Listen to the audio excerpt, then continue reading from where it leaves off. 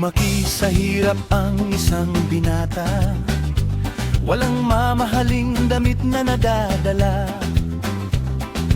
Pero sa magulang ay marunong gumalang, po at opo ang laging namumutawi sa bibig niyang tunay. Sa paralan siya'y simple lamang, hindi man mayaman may dangal na taglay. Kahit anong pagsubok ang dumating sa buhay, respeto sa kapwa ang kanyang gabay. Ang paggalang sa matatanda at paggamit ng po at opo ay matagal nang kinikilalang mahalagang bahagi ng kulturang Pilipino.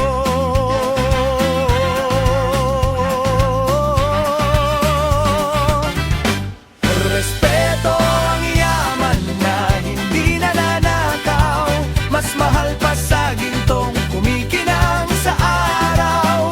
Kapag may galang ka, may dangal kang taglay.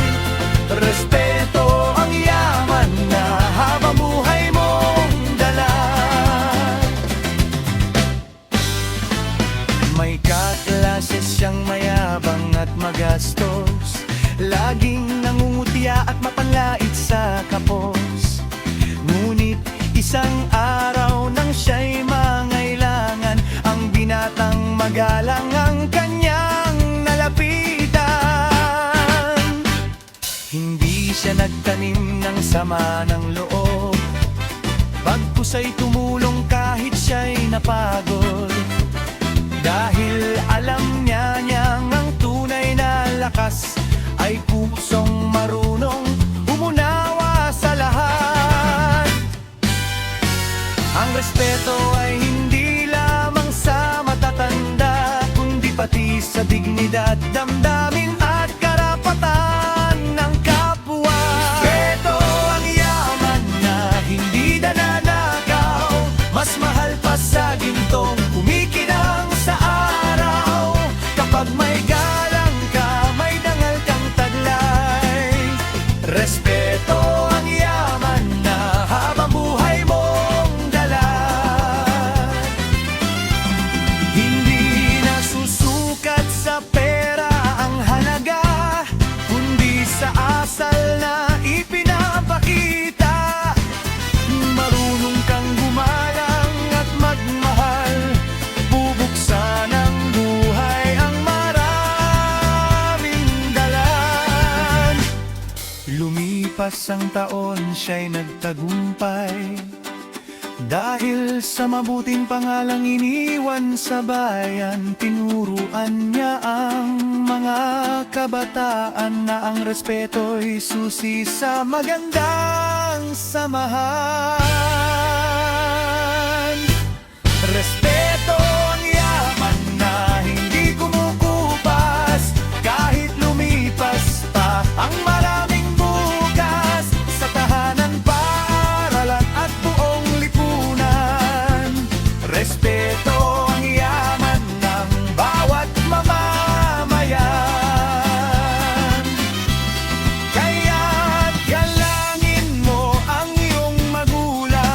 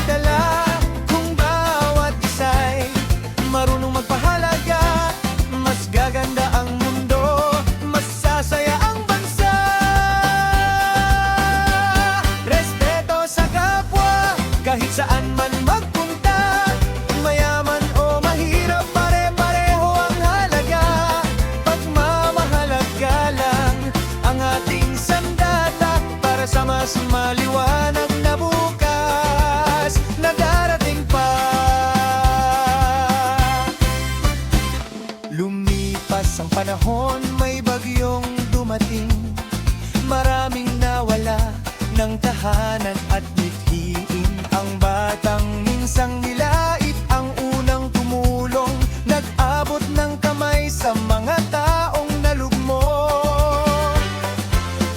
Doon naunawaan ng lahat ang katotohanan, hindi nagsusukat sa anyo ang pagkatao ni numan. Ang respeto at kabutihan ang tunay na sukatan, na nagbibigay liwanag sa madilim na daan. Respeto sa kapwa, simula ng pagkakaisa, salitang magaan pero may bigat na dala. Kung bawat isa marunong magpahalaga, mas gaganda ang mundo, mas sasaya ang bansa. Respeto sa kapwa, kahit saan man magpunta, mayaman o mahirap, pare-pareho ang halaga. Pagmamahal at galang ang ating sandata, para sa mas maliwanag na bukas na darating pa. Kapag tayo'y nagkaisa at nagdamayan, walang sinuman nang maiiwang nag-iisa. Sa simpleng paggalang at pag-unawa, pagbabago'y magsisimula. Respeto sa kapwa, ilaw ng sambayanan, nagdurugtong ng puso sa bawat mamamayan. Kung ito'y isa sa buhang ng bawat nilalang, kapayapaan at pag-asa ang ating makakamtan. Respeto sa kapwa, huwag kalilimutan, ito ang susi ng tunay na pagkakaibigan. Sa bawat hakbang at bawat araw ng buhay, respeto sa kapwa, arating gabay.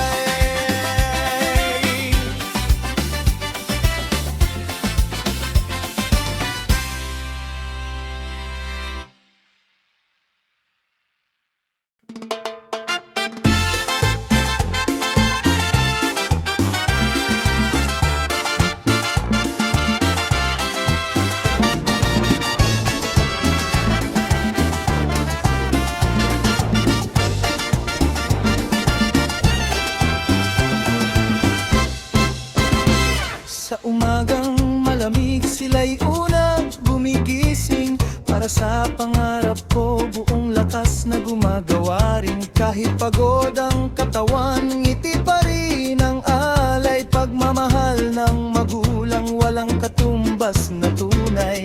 Mula pagkabata ko hanggang ako'y lumaki, mga payo nilang mahal ay gabay sa bawat sandali. Kahit minsan ako'y nagkamali sa landas na tinatahak, nariyan sila lagi, ako'y kanilang niyayakap. Respeto sa magulang habang sila'y naririto, ibigay ang pagmamahal at pasasalamat na totoo, sapagkat hindi habang buhay sila'y nasa tabi natin. Kaya bawat sandali ay dapat nating pahalagahin. Respeto sa magulang, sa salita at gawa, pag-ibig na kanilang handog ay walang kapantay na biyaya. Habang may panahon pa, ipakita ang pagsinta sa haligi ng tahanan na nag-aruga sa atin tuwina. May isang anak noon na matigas ang ulo, hindi pinakinggan ang payo ng kanyang ama't ina. Nang siya'y madapa at mawalan ng pag-asa, magulang pa rin ang unang umalalay sa kanya. Doon niya nakita ang tunay na kahulugan ng sakripisyo't pag-aaruga, na walang hinihinging kapalit man. Luha sa kanyang mata habang yakap ang magulang, humingi ng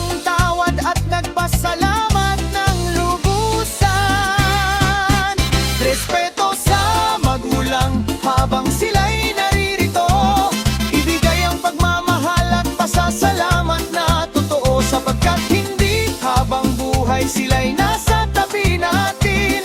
Kaya bawat sandali ay dapat nating pahalagahin. Respeto sa magulang, sa salita at gawa. Pag-ibig na kanilang handog ay walang kapantay na biyaya. Habang may panahon pa, ipakita ang pagsinta sa haligi ng tahanan na nag-aruga sa atin tuwina.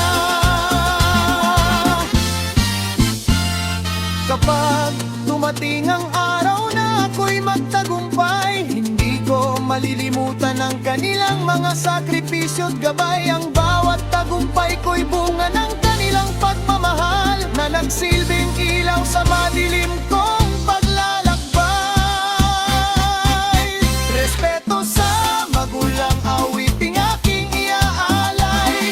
Sa bawat ama't inang laging handang umagapay. Pagmamahal at galang ang aking ibibigay, habang buhay kong dala ang kanilang mga aral. Salamat nanay, salamat tatay, kayo ang unang bayani ng aking buhay. Respeto at pagmamahal ang aking handog sa inyo, habang tibok ng puso ko'y patuloy na tumutugtog.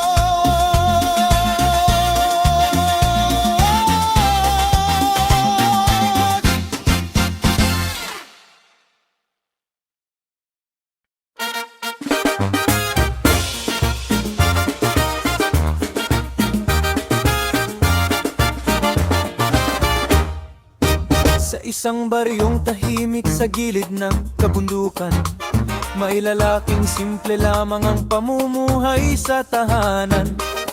Hindi man sagana sa salapi at kayamanan, ngunit may puso siyang bukas sa bawat nangangailangan. Kapag may gutom na kapitbahay siya'y nag-aabot, kahit kaunti ang bigas hindi niya ipinagdadamot. Kapag may matandang hirap maglakad sa daan, agad niyang ingang alalayan ng may ngiti at galang. Marami ang nagtatanong kung bakit siya ganon, laging nagbibigay kahit walang naipon. Ngunit sagot niya'y simple at taos sa damdamin, ang kabutihan ay binhing dapat itanim.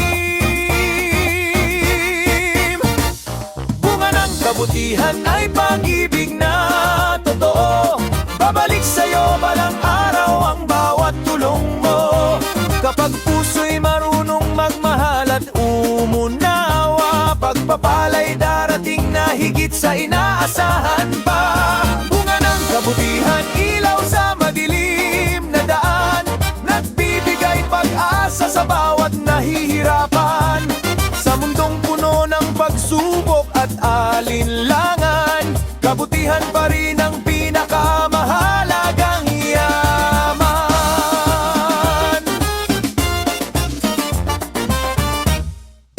Isang taon ang lumipas, dumating ang unos.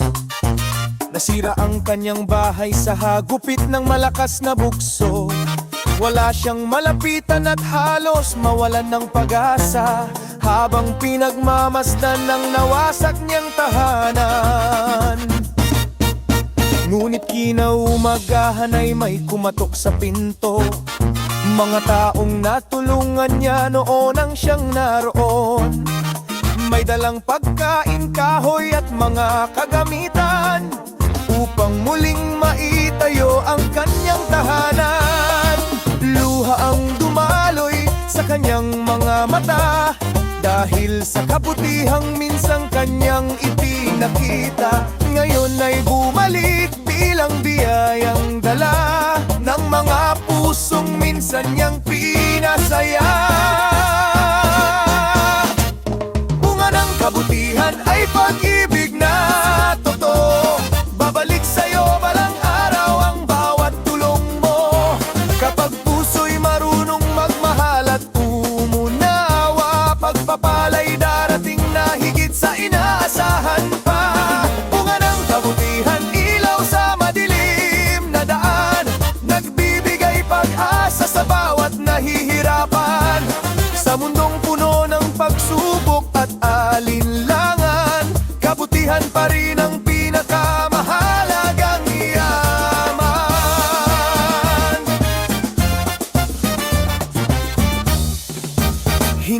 Kailangan agad makita ang gantimpala. Huwag magsawang gumawa ng mabuti sa kapwa, sapagkat bawat butil ng kabutihang itinatanim ay aanihin balang araw ng higit pa sa mithin. Bunga ng kabutihan ay pagkakaisang tunay, nagduruktong ng puso sa bawat nilalang. Kapag respeto at pag-ibig ang ating gabay, mas gaganda ang mundo at magiging makulay. Bunga ng kabutihan, awiting aking alay sa mga pusong handang tumulong at umagapay. Dahil sa bawat kabutihang ating ibinibigay, may pag-asang sumisibol at buhay na nagtatagumpay. Magtanim ng kabutihan saan ka man naroon, pagmamahal at respeto ang maging baon. At sa pag-ikot ng panahon at kapalaran, aanihin mo rin ang bunyag ng kabutihan.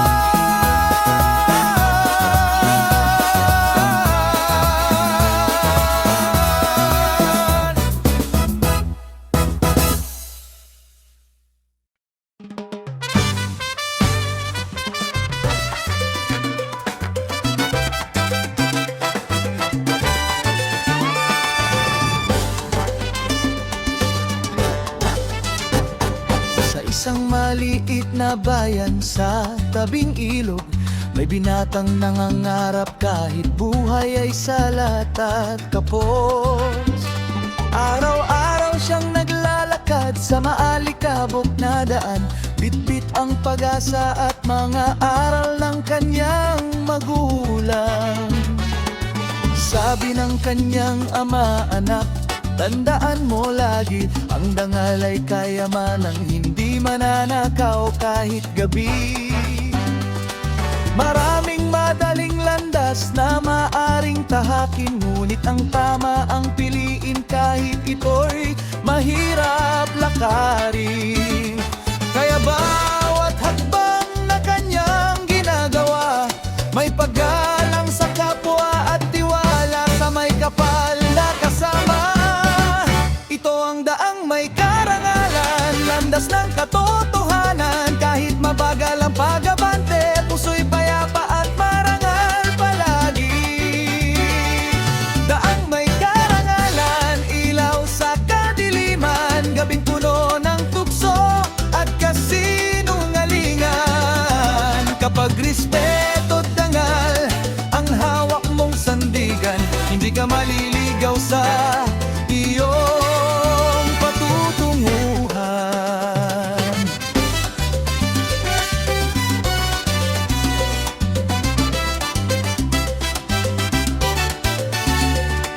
Isang araw may dumating na alok na kay dali, mabilis na pera kapalit ng maling gawain. Marami ang nahikayat sa ginang ng kayamanan, ngunit siya'y nanatili sa tuwid na kalsada ng kabutihan. Pinagtawanan siya ng ilan sa kanilang paligid, sabi nila'y walang mararating ang taong masyadong mabait. Ngunit sa puso niya'y buhay ang mga aral, na ang tagumpay na marangal ay higit sa anumang medalya at parangal. Kahit mahirap ang laban at mabigat ang pasan, hindi niya ipinagpalit ang kanyang pangalan. Ito ang daang may karangalan, landas ng katotohanan. Kahit mabagal ang pag-abante, puso'y payapa at marangal palagi. Daang may karangalan, ilaw sa kadiliman, gabing puno ng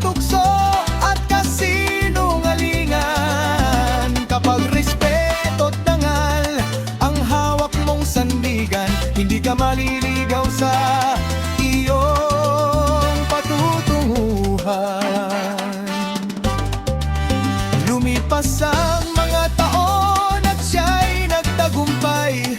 Hindi dahil sa daya kundi sa sipag na tunay. Ang mga taong minsang humamak at tumawa, sila rin ang humanga sa kanyang ipinakitang halimbawa. At doon nila nakita ang tunay na kayamanan, hindi salapi kundi malinis na pangalan. Respeto ng kapwa at dangal na pinanghawakan, kayamanang habang buhay na hindi mawawala kailanman.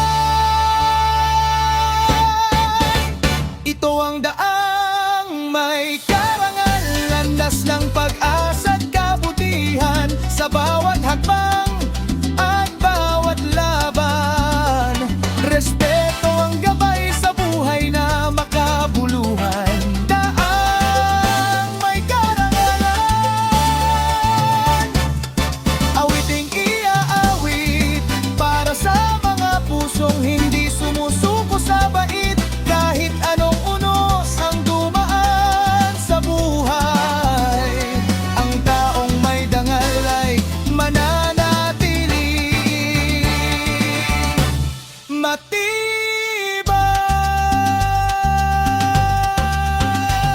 Sa ulo ng landas na iyong tatahakin, ang mabuting pangalan ng tunay na aanihin. Kaya respeto at dangal ay huwag kalilimutan, sapagkat ito ang susi sa daang may karangalan.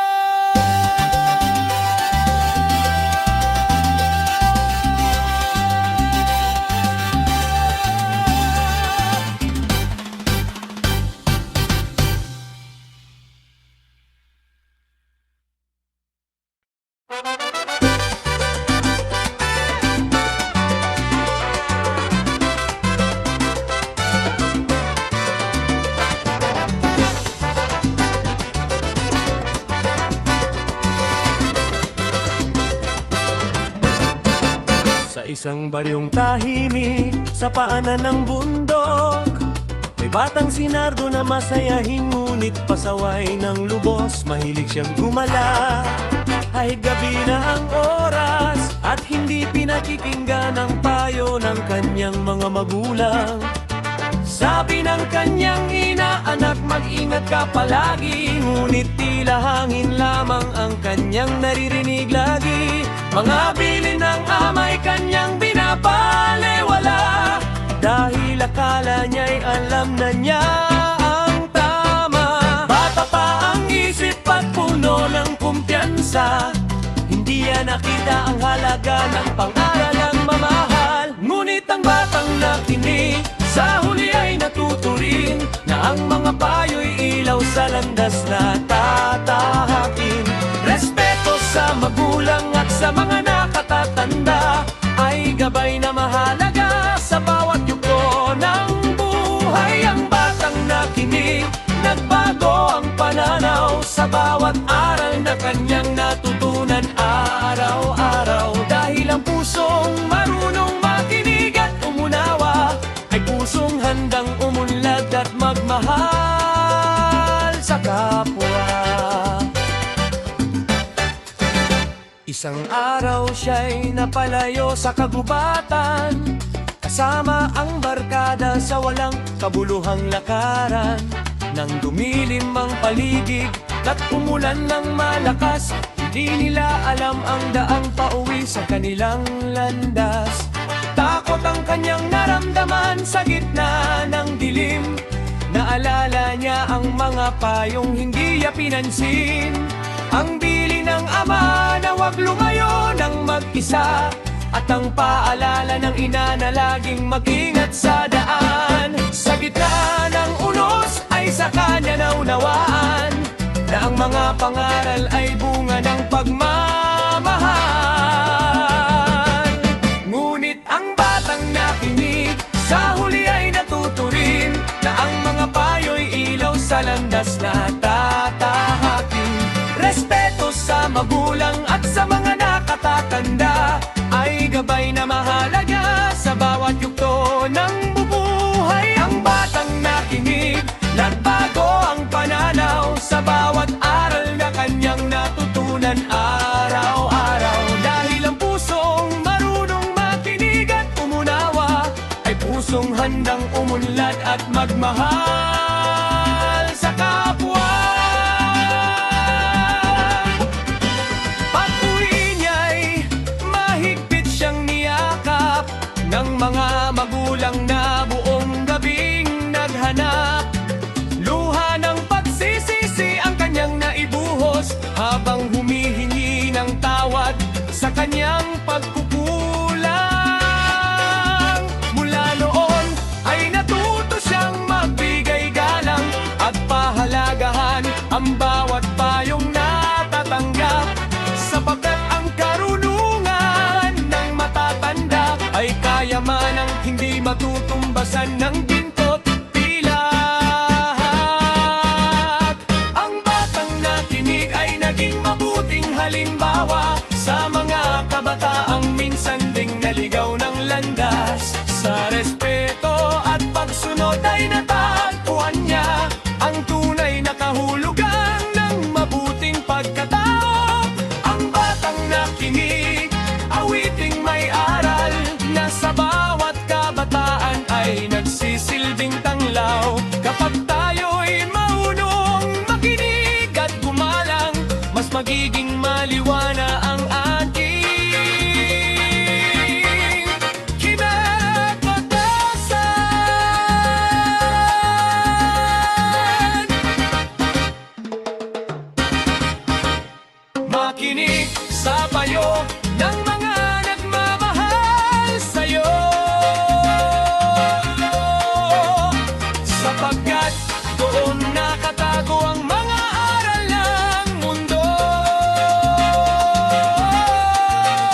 Respeto at kabutihan ang iyong panghawakan at tiyak na magiging maganda ang iyong kapalaran.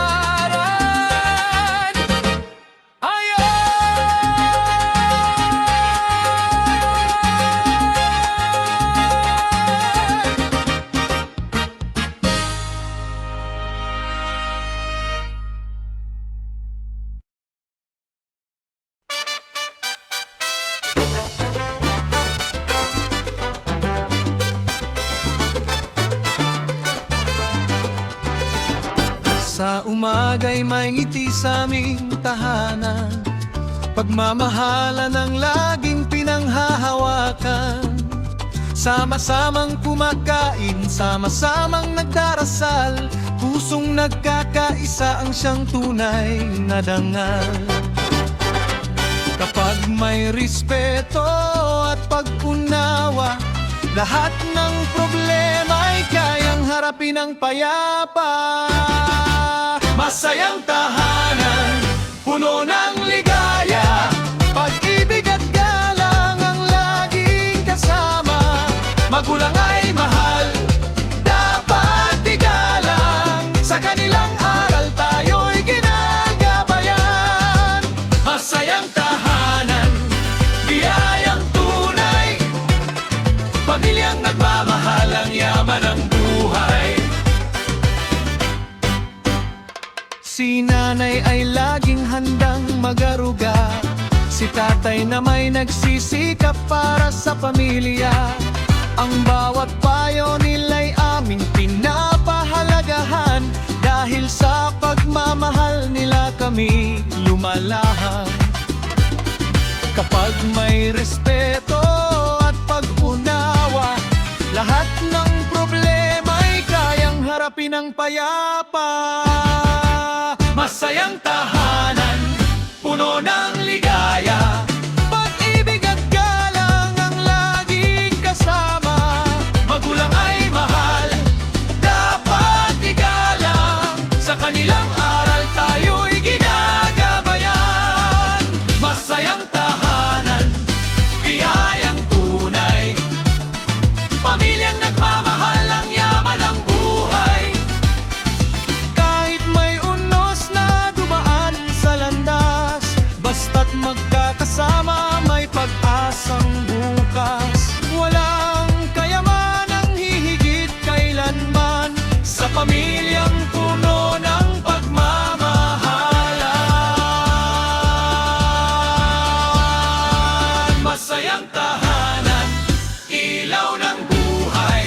Pagmamahal ng pamilya hindi kumukupas kailanman. Respeto sa magulang ay ating ingatan, upang ang tahanan ay manatiling payapa magpakailanman.